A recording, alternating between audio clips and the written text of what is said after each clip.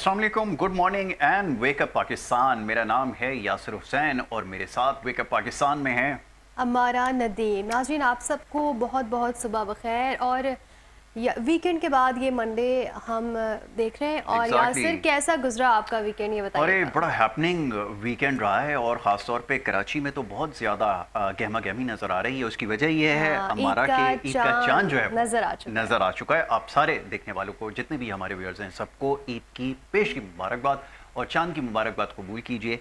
1447 हिजरी का जो चांद जी। है वो नज़र आ चुका है, यानी कि ईद इस हिसाब से यासिर, 27 मई चांद को दिखते होगी। ही बिल्कुल चांद दिखते ही लोग ज़्यादातर मंडी का रुख कर लेते हैं और Absolutely. चांद का ही इंतज़ार होता है ज़्यादातर। उससे पहले कोई कोई लाता है, लेकिन चांद देखने के बाद ना ये लोग जल्दी जल्दी कर रहे होते हैं आपने बिल्कुल ठीक कहा हाँ। कि ये ईद का मौका ऐसा होता है और ख़ास तौर पे बड़ी ईद पर बहुत ज़्यादा एक्साइटमेंट जो है वो पाई जाती है। और ख़ास तौर पे यहाँ जहाँ हम कराची शहर में रहते हैं, यहाँ पर इस फेस्टिवल को बड़े भरपूर तरीके से मनाया जाता है। और ख़ास तौर पे जानवरों की जो ख़रीदारी का मरहला होता है, ये बड़ा दिलचस्प होता है। दो कि इस वक्त कीमतें बहुत ज़्यादा हाई हैं और बहुत सारे लोगों के और पैगाम आ कहीं ना रहे कहीं हैं। गर्मी भी यासिर अफेक्ट कर रही है इस चीज़ को।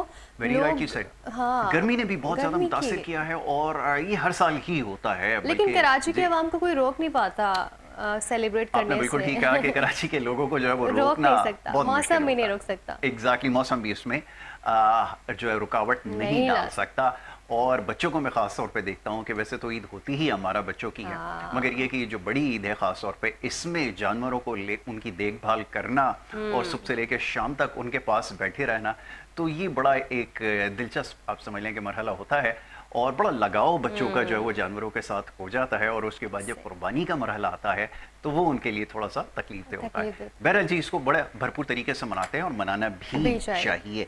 जनाब, इसके अलावा हमारा और क्या खबरें हमारे पास हैं, हम चाहते हैं जरा देखने वालों के साथ हमारे जल्दी पास जल्दी तो अभी सबसे पहले तो हम एयर शो के हवाले से बात करते हैं, जो अमेरिका में क्रैश हुआ है। दो लड़ाका तैयारी के दरमियान एक टकराव हुआ है जिससे प्लेन जो है वो क्रैश कर गया। पायलट्स आई थिंक इजैकुलेट कर चुके हैं जी। इजेक्ट जो है वो कर दिया चारों पायलट्स ने। That is very important. कोई जानी नुकसान नहीं हुआ। एग्जैक्टली, आपने बिल्कुल ठीक कहा कि जानी नुकसान नहीं हुआ। इस तरह के एयर शोज़ के अंदर जो है वो इस तरह के कोलिजन्स जो हैं वो नज़र आते हैं। इससे पहले भी दुबई के अंदर, आपको याद होगा, अब से कुछ अर्से पहले एक एयर शो हुआ था जिसमें भारतीय तैयारे जो है, आई एम वेरी सॉरी, ये लाफिंग स्टॉक बन चुके हैं। ये कोई अच्छी बात नहीं है। वैसे हम बड़े रिस्पॉन्सिबल नेबर्स हैं जी। अनइंटेंशनली हो जाता है। एग्जैक्टली फुटेज आपके सामने है। फुटेज आप देख सकते हैं किस तरह से दो फाइटर जेट्स के बीच में ये टकराव हुआ है और इससे ये क्रैश हुआ है। यासिर, मनासिर देखें आप, काफी सैड मोमेंट होता है। लोग बहुत सारे होते हैं और ये जो एयर शोज होते हैं ना हमारा, इसमें बड़ी तादाद में लोग इसको देखने के लिए आते हैं। और यहाँ पर इसका मकसद क्या होता है, ये समझ लें ज़रा। इसका मकसद ये होता है कि जो आपकी टेक्नोलॉजी होती है, इसका डिस्प्ले करना होता है। और जैसे रफायल के साथ हुआ एक दफ़ा फिर, जैसे भारत के जो ये जो हमारे साथ मार्का हक वाला मामला था, तो ये जो टेक्नोलॉजी थी बड़ी एडवांस टेक्नोलॉजी इसको समझा जा रहा था और ये है भी नो डाउट।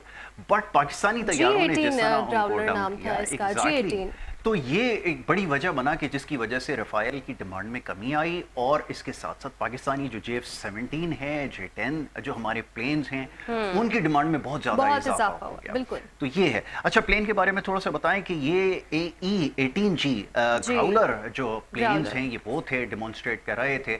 और सैडली और अनफॉर्चुनेटली इनका कोलिजन हवा में हुआ और उसके बाद जो चारों पायलट थे, एक जो जेट है उसमें 2 पायलट होते हैं, और चारों जो पायलट थे उन्होंने जो इजेक्ट किया और उसके बाद जो है वो सेफली लैंड कर गए। तो अभी ये खबरें आई हैं कि जो होम डिपार्टमेंट, एक और बात, यहाँ पर हादसा जो है माउंटेन होम एयरफोर्स बेस से 2 मील दूरी के फासले पर हुआ है।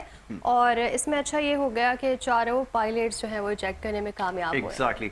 और इसके अलावा अभी इनिशियल जो इन्वेस्टिगेशन है वो शुरू कर दी गई है कि इसकी कोल्यूजन की क्या वजह थी और इसको सामने लाना इसलिए ज़रूरी है, जैसे मैंने अर्ज किया, कि ये जानना ज़रूरी है कि आया टेक्नोलॉजी का कोई मसला था या पायलट की गलती थी, ये अभी तय होना बाकी है। जनाब, आगे बढ़ते हैं।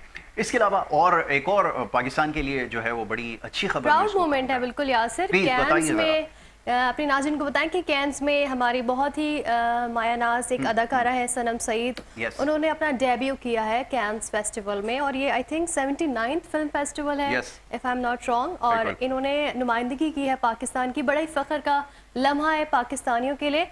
और एक इंटरव्यू में सनम सईद ने बात करते हुए कहा है कि वो बेगम शमीम आरा, आई थिंक यस, बेगम शमीम आरा की लेगेसी लेके गई है, और वो इतनी खूबसूरत, उनका आउटफिट देखा आपने यासिर? मैं आउटफिट के ऊपर मेरी थोड़ी सी रिजर्वेशन है, बट यस कि मैडम शमीम आरा जो है वो पाकिस्तान की one of the finest artist थी, और बड़ी उनका एक स्टाइल था, बड़ी वर्सेटाइल थी, उनका जो हेयर स्टाइल था अपने ज़माने में बड़ा मशहूर था, उनके ड्रेसिंग का और सेंस अच्छा यासिर, आपने देखा पिक्चर्स में कि उन्होंने हेयर स्टाइल में गजरा ऐड किया है, मैं उस तरफ आ रहा हूँ। यस यस यस, बिल्कुल ठीक है। अच्छा वो जरा इमेज आ जाए ना, तो फिर जरा इसके ऊपर बात करने में मजा आता है, जरा वो देखते हैं। उसके बाद जरा ड्रेस के ऊपर बड़ी बात हो रही है कि आपकी अपनी क्या राय है। आपने जैसे बताया कि आपको बड़ा पसंद आया। अच्छा यासिर, कहीं ना कहीं वो ड्रेस आपने देख सकते हैं नाज़रीन, आप ड्रेस में यासिर आपको क्या लगता है ये कल्चर को ज्यादा पोर्ट्रे कर रहा है? हमारी जो बात कर रही है शमीम आरा की लेगेसी को वो लेकर चली हैं, उन्होंने डेब्यू में कहा है कि वो शमीम आरा की लेगेसी लेके गई हैं, तो बट आपको लगता है कि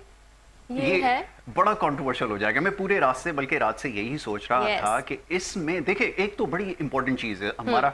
सबसे पहले तो हमें ये समझना होगा कि जो फेस्टिवल होता है और इसका जो रेड कार्पेट होता है, इसका मकसद क्या होता है? इसका मकसद ये होता है कि पूरी दुनिया के जो डिजाइनर्स हैं वो अपने जो बेहतरीन आउटफिट्स होते हैं वो बड़ी बड़ी सेलिब्रिटीज के साथ उसका डिस्प्ले करते हैं। फिर क्या होता है, उन डिजाइनर्स की डिमांड में इजाफा होता है, और at the very same time वो अपने आप कल्चर्स को भी प्रमोट कर रहे होते हैं। बट यहाँ पर मैं ये देख रहा हूँ कि हमारे जो डिजाइनर्स हैं वो वेस्टर्न कल्चर से ज्यादा इन्फ्लुएंस नजर आ रहे हैं। एक इंडियन इससे पहले एक्ट्रेस थी, उन्होंने जब एक्सपोजर लिया था तो उन्होंने इसको मेक श्योर किया था, if I am not wrong, Vidya Balan was the actress जिन्होंने वहां का इंडिया का जो ट्रेडिशनल ड्रेस है उसको कैरी किया था, तो उसको बड़ी उनको अप्रिसिएशन मिली थी।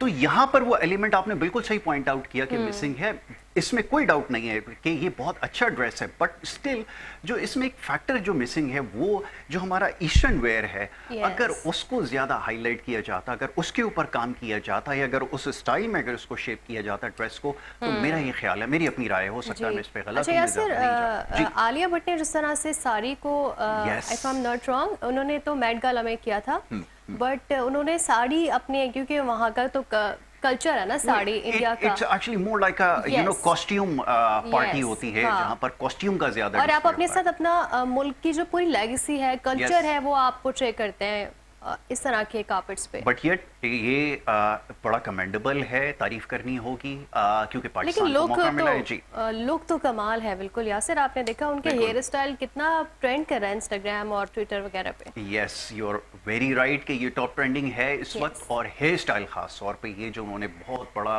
आई डोंट नो ये इसके सनम के असली बाल हैं या असली बाल नहीं है, इसके ऊपर मैं कुछ नहीं कह सकता, बट फ्लावर्स असली हैं, फ्लावर्स असली है, लेकिन लुक्स रियली गुड, बहुत अच्छा स्टाइल है, बिल्कुल 10 आउट ऑफ कितने आप इसको देंगी?